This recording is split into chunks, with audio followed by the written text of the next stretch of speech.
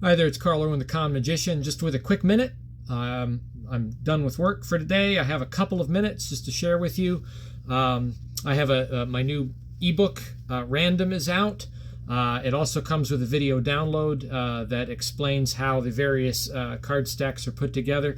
There's been a couple of questions about the product, about how it relates to previous product, because obviously there's overlap.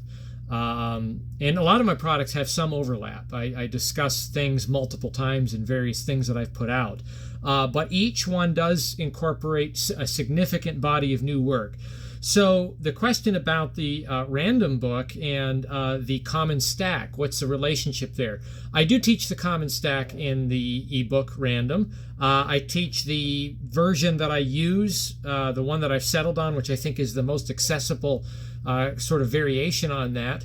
And I teach it very thoroughly in the book, and then also very thoroughly in the video download and demonstration, much as I teach it on the Common Stack video download as well. The Common Stack video download kind of focuses on the more initial concept of that stack, and it works on different principles. I do have an addendum as part of that download that talks about the variation of stack that I refer to in Random. But that's not all the book. I actually spend more time in the book, not in the video download. In the video download, I think the bulk of the time is on that common stack, mostly because of the understanding of suit groups that you need to know to apply that to the other stacks.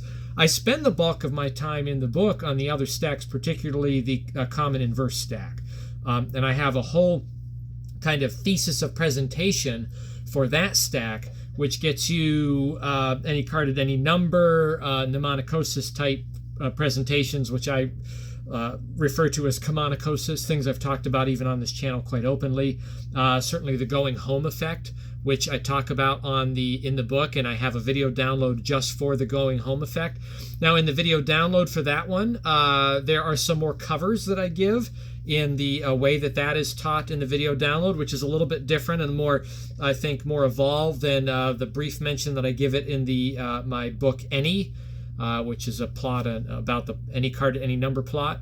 In this case, I give an iteration of it which uses the common inverse stack, where there's less cover but more power, meaning that you don't have to do anything to the deck. Any card can be called at any moment, and you don't have to really involve yourself in the cards anyway. You can do the revelation straight away.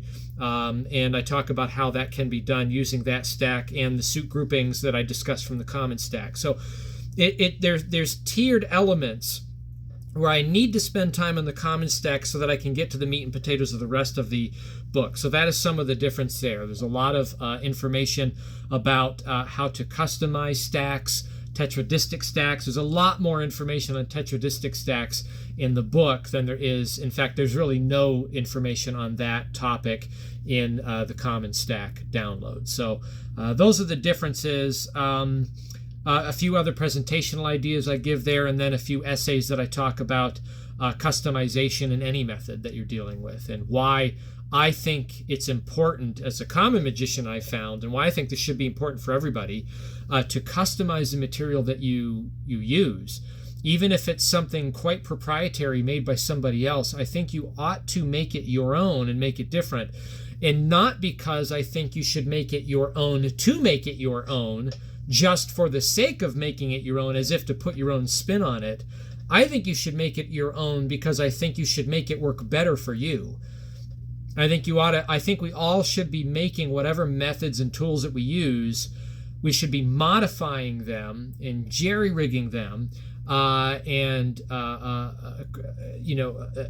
kind of altering them to suit our own purposes and our own end and our own needs. If you're not doing that, then you're not getting the most out of the tools that you're using. And it's for that reason alone that I think that we should put our own spin on it, just because I think things can be made more efficient to the way that we think and the way that we work. And I spend a great deal of time talking about that in the book as well. And then I give a few presentations on top of all of that. So I want to talk to you today about what I believe, after some thinking, what I believe is the most important method in magic. And I don't mean to be overly reductive, but it will come across that way to some people. But this is what I think is the most important method in magic. I think you can narrow it down to one. And I think that if you really ponder this one method very deeply and extensively, you can branch out from that and create some really compelling material that not only will work well, but I think will be suited best to you. And this rubs up against what I was referring to in the book about customization. I think if you take a method, a trick that you've learned, something you've bought or something you've learned or read or whatever, you take the trick, and if you analyze this one element about it, we'll talk about in the method, I think that if you reduce it down to that, that's a really good jumping off point from which you can customize the trick and really make it fire on all cylinders for you. That goes to say that you could get a trick that says the method for this trick is this. And I think you could examine that trick and say, okay, what is the deception going on here? And does that really have to be the method for this? Is there a way that I can take that method and really monkey around with it, or even substitute something else to make this effect, which is a very good effect, work better for me? Okay, that is what we're talking about. And the method is this. The most important method in magic is what I think can be referred to as the information gap. The information gap is, I think, the most important method in all of magic. And again, I know some people are going to really roll your eyes at that because it seems overly reductive, but I really mean it.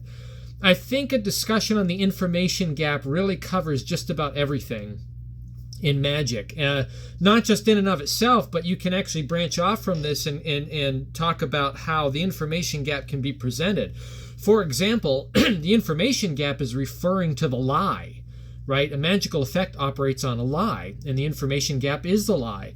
Now, when you say information gap, usually I think we would consider that to be an omission of information, but that's not necessarily true because the information gap can be very bold. It can be a bold lie, right? But it can also be a tangential omission of information.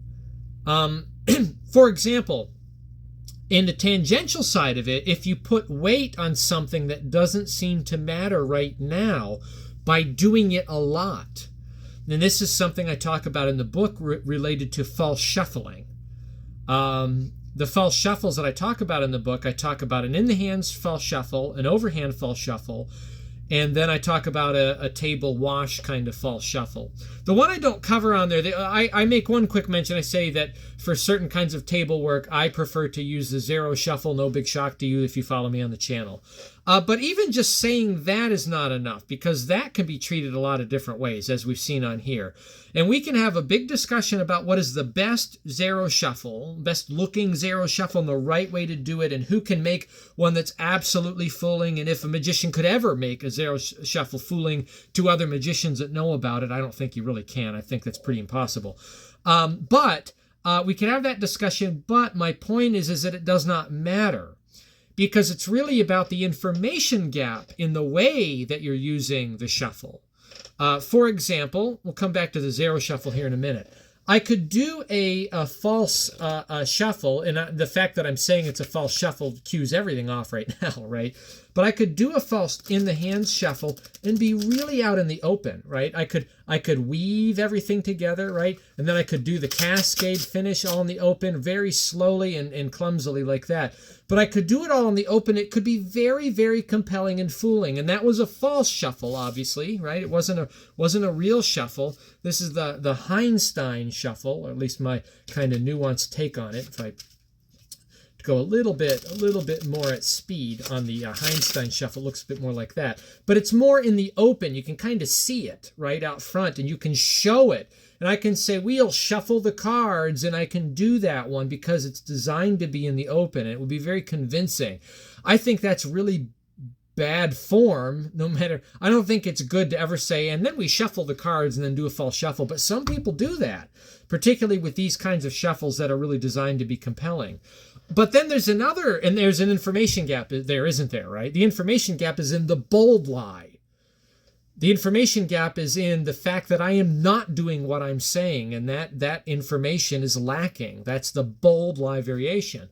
But another form of the information gap is something entirely different, right? Where I could just be shuffling over and over and over again, and it really does not matter. It's a tangential thing. I'm talking about all kinds of other matters. I'm cutting the deck. I could be cutting it in a lot of different ways, right? I can be continually shuffling the deck, and it really does not matter. Obviously, all of these are shuffled, but I can put an enormous weight and a high frequency on things that don't really matter. And that is a highly effective application of information gap as well, right? So I could do it once in the open and put a lot of knuckle busting effort into it, or I could put a lot of weight on doing it many times in a much more secure and unimportant way, and it still carries the same weight without really drawing attention to it specifically by name. Okay, so information gap and the way you consider how you can use that can lead you down many different paths in terms of performance that get you to the same end. Okay, another way to think about this, on the table one, like I talk about zero shuffles. You know my feeling on the zero shuffle in my particular kind of application. I like to jog forward, right, and give a lot of coverage and do that and have a sequence to it. That would be more open, where you can see things. But there's other ways to accomplish a kind of table false shuffle, right? You can do something like this if you're doing it very, very frequently. All I'm doing is cutting off the top. And from this angle, I'll show you, all I'm doing is I'm giving full coverage on this side, and I'm riffling this packet on top of the other packet, and then just gathering everything up. That's all I'm doing. But if this is not important, I bring it to the side, angles are covered here, right? And I'm doing this just by sound, and the fact that I'm never really looking at it, I'm just doing it. This is very, very convincing and very compelling if it's not important, and if it's at a high frequency. Okay, so you see the different kind of ways that you can approach this information gap and the falsification of things. Another way to think about the information gap unrelated to technique like that, you can lie about where things are going. This gets us forces and fakes, gimmicks, right?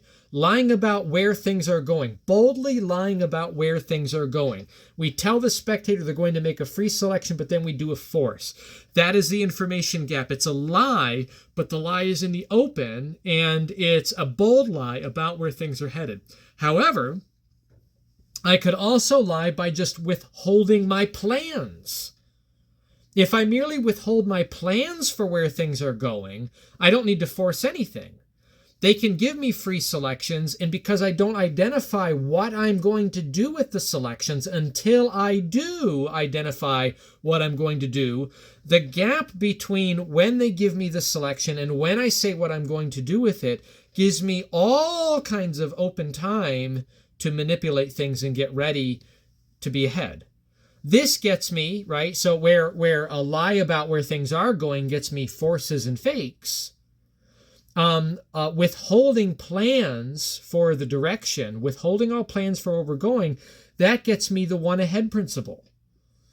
That gets me multiple outs. That gets me all of these other kinds of avenues that I can go down in terms of additional layers of methods because of the way I'm considering how I'm going to apply the gap of information between what they think and what is actually happening. So I think the information gap is the number one issue in magic. All magic really comes down to how you're applying the information gap and what you're doing to convey something that is not necessarily true. Are you doing it boldly up front, and that requires certain techniques? Or are you withholding things on the side and then applying importance to them down the road? Very, very important things to consider as you're thinking about methods for the work that you do. And again, I think this can apply to every trick. I mean, you name a trick that's out on the market right now, and then come up with another method, another way that is accessible to you to accomplish that exact same effect, or at least as far as anyone would consider it as a spectator, right? The way an audience would see it as the exact same effect. Come up with a way that is accessible to you based on how you're going to deal with the information gap. Where is the lie going to be, and how are you going to manage it? Is it going to be upfront and bold, or is it going to be more covert and withheld? So these are my thoughts, just some things to think about, a little bit of update on the project that's out there.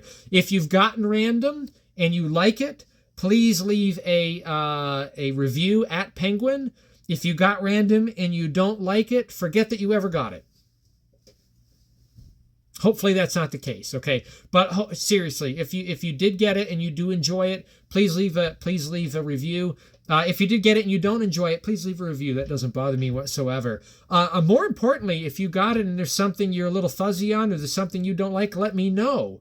Because the way I kind of look at downloads, in particular, this kind of way of doing marketing, there's always the ability to amend things or to add additional materials. And if I feel that something is significant enough, I've done that in the past, where I've added additional ideas to things that have already been purchased. And what that does is it allows people that already own the product to get the benefits of complaints from other people, right? Because they already own it, they can just go back to the download page and they can get anything that's been amended and added to that without any upcharge or anything like that. I just don't believe in that kind of thing. So anyway, thoughts on random, thoughts on the information gap, a highly reductive way of looking at magic, but something to consider as you're developing and also as you maybe, if you're like me, as you may be modifying methods on tricks to work better for you. Really, everything I do on this channel is about that, isn't it? I mean, everything that we do is about modifying known methods to work better for the hobbyist and for the amateur to be highly effective, to be more effective and to be more willing to perform for people and to do it on a more regular basis. That's what we're all about. So, good luck with that. Happy magicking.